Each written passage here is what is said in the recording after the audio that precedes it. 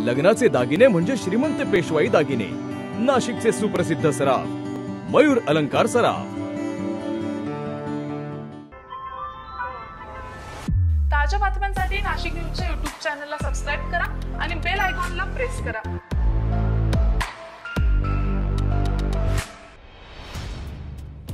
मुंबई आग्रा महामार्गावर चांदवड येथे रेणुकादेवी मंदिर घाटाच्या पायथ्याजवळ धावत्या ट्रकला अचानक आग लागल्याची घटना रविवारी सकाळी घडली।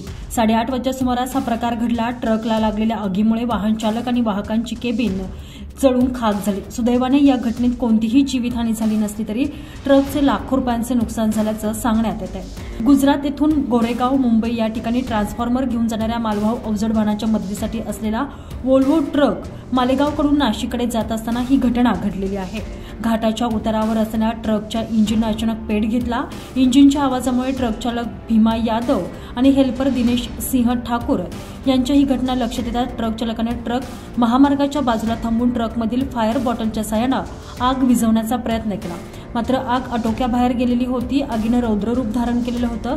घटनेची माहिती मिळताच मंगरूळ टोल नाक्यावरील अग्निशामक बंबासह पथकानं घटनास्थळी धाव घेत काही वेळातच आगीवर नियंत्रण मिळवलेलं आहे, मात्र तोपर्यंत ट्रकची केबिन संपूर्णपणे जळून खाक झालेली होती। सुदैवाने ट्रक चालक आणि हेल्पर वेळेस ट्रकमधून बाहेर पडल्याने बालंबाल बचावले आहे।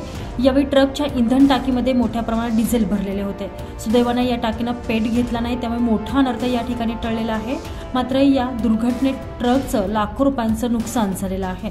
चांदवड पोलिसांनी घटनास्थळी दाखल होऊन वाहतूक नंतर सुरळीत केली। विकी गवळी, नाशिक न्यूज, चांदवड।